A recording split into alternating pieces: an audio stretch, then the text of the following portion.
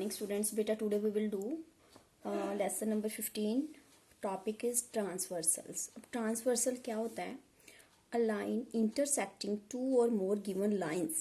two या two से ज़्यादा lines intersect करती है in a plane at different points. ये माइंड में रखना है, different points पे is called a transversal to the given line. देखिए two lines है, जब इसको इस लाइन ने इंटरसेक्ट किया तो डिफरेंट पॉइंट पे इंटरसेक्ट कर रही है. इन द सेम वे यहाँ पे भी यही चीज़ है, ठीक है. इन द सेम वे यहाँ पे भी ये देखिए, यहाँ पे और यहाँ पे इंटरसेक्ट कर रही है. तो ये जितनी भी डायग्राम्स है ऊपर वाली, ये सारी ट्रांसवर्सल्स हैं. अब देखिए, अब ये दोनों देखिए, इसमें जो है एक ही पॉइंट पे इंटरसेक्ट कर रही है, ये भी एक ही पॉइंट पे इंटरसेक्ट कर रही है. तो ये ट्रांसवर्सल लाइंस नहीं है.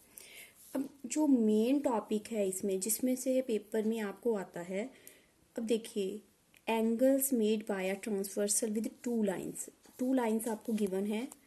देखिए यहाँ पे आपको एंगल्स दिए हैं 1 2 3 4 5 6 7 8.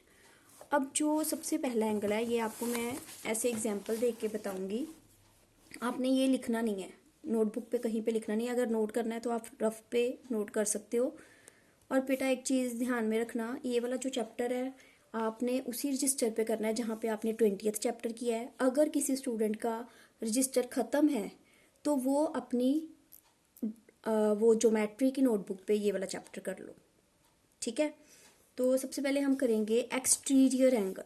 अब देखिए बेटा, एक्सटीरियर एंगल क्या होते हैं? एक्सटीरियर एंगल होते हैं बाहर वाले एंगल्स. अब देखिए, ये जैसे डायग्राम है, आपको इसमें से फाइंड आउट करना हो कि एक्सटीरियर एंगल कौन से हैं. तो आपको एक तो एंगल 1 दिख रहा है, एक एंगल 2 दिख रहा है, एक एंगल 8 दिख रहा है और एक एंगल 7 दिख रहा है. ये कौन से एंगल है? Exterior angle. जैसे आपको यही वाली फिगर पेपर में आ जाए और आपको बोला जाए कि आप एक्सटीरियर एंगल फाइंड आउट करो, तो जिन स्टूडेंट्स को पता है कि लाइन के बाहर वाले एक्सटीरियर होते हैं, बाहर वाले एंगल, आप लिखोगे एंगल 1, एंगल 2, एंगल 7, एंगल 8. तो ये देखिए, वही चीज़ आ गई ना, समझ आ गया. Angle 1, angle 2, angle 7, angle 8. Interior diagram same है, इंटीरियर मीन्स अंदर वाले, लाइन के अंदर वाले. इंटीरियर अंदर वाले 3, 4, 5 और 6, 3, 4, 5 और 6, ठीक है बेटा.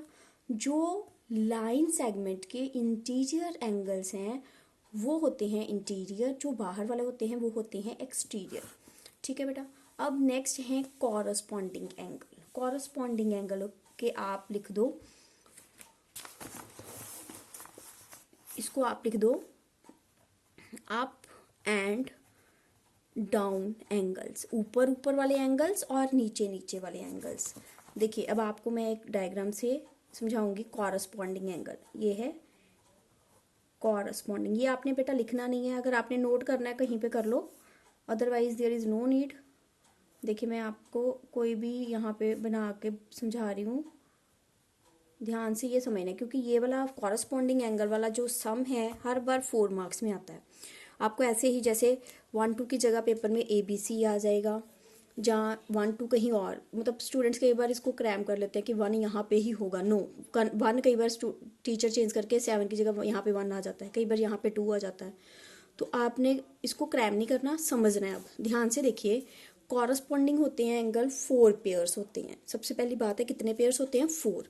अब कौन कौन से पेयर होते हैं? देखिए, एंगल 1 और ये लाइन के ऊपर वाला एंगल, अभी मैंने बताया ना, ऊपर वाले एंगल और नीचे वाले एंगल, ये भी लाइन के ऊपर वाला एंगल है.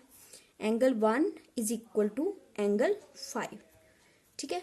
चाहे कॉमा डाल लो, चाहे इज इक्वल टू डाल लो. उसके बाद है ये ऊपर वाला एंगल 2 है. एंगल 2 इज इक्वल टू, ये भी ऊपर वाला एंगल है, 8 is equal to angle 8. In the same way नीचे वाला angle 3, angle 3 is equal to angle 6. ये भी नीचे वाला, ये भी नीचे वाला. एंगल 4 और एंगल 7. अब यहाँ पे देखिए, ये इस पे भी एक बार देख लो, जिनको नहीं समझ आई फिर से देख लो. देखिए, 1 का पेयर किससे बनेगा? 5 के साथ, ठीक है. उसके बाद है 2 का पेयर किसके साथ बनेगा? 6 के साथ. क्लियर बेटा. उसके बाद है 3 का पेयर किसके साथ बनेगा? 7 के साथ. और 4 का पेयर किसके साथ बनेगा? 8 के साथ. ऊपर वाला एंगल इसका भी और इसका भी, इसका भी और इसका भी. इन the same way down angles भी। ठीक है, अब हमने कौन कौन से कर लिए, एक्सटीरियर एंगल्स, इंटीरियर एंगल्स और कॉरस्पॉन्डिंग एंगल्स। अब हम करेंगे बेटा अल्टरनेट इंटीरियर एंगल, ये भी बहुत इंपॉर्टेंट है, ये आपको 2 मार्क्स में आ जाता है। अब देखिए अल्टरनेट इंटीरियर, आपको मैंने पहले बताया था इंटीरियर और एक्सटीरियर। अब देखिए ये वाला भी साथ में मैंने समझा देना है, अल्टरनेट एक्सटीरियर और अल्टरनेट इंटीरियर, ये मैंने इकट्ठे समझा देने अभी आपको। देखिए कोई भी आप ले लो,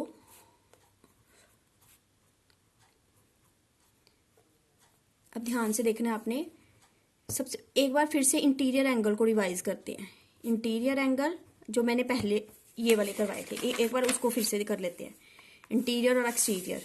इंटीरियर सबसे पहले देखिए, इंटीरियर कौन कौन से थे, इंटीरियर अंदर वाले 7 6 एंगल 6, एंगल 7, एंगल 5 और एंगल 8। ये आपने माइंड में रखना है कि ये वाले एंगल्स पेयर्स में नहीं होते, ओनली जो अंदर वाले एंगल है 6 7 5 8। ठीक है, ये आप जैसे लिख दो आपको 2 मार्क्स मिल जाएंगे।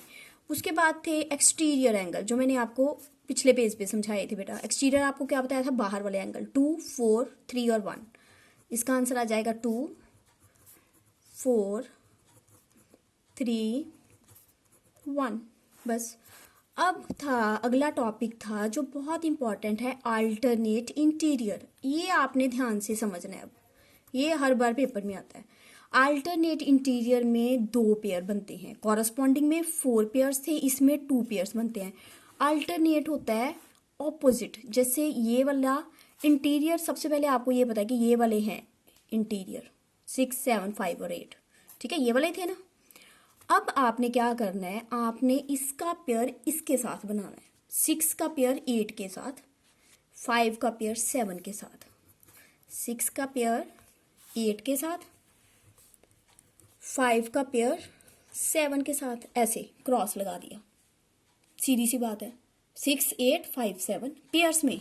इसको ऐसे नहीं लिख देना, इसको ऐसे लिखना है आपने, एंगल 6 किसके इक्वल है, एंगल 8 के, और एंगल 5 इक्वल है एंगल 7 के। ठीक है बेटा। उसके बाद है अल्टरनेट,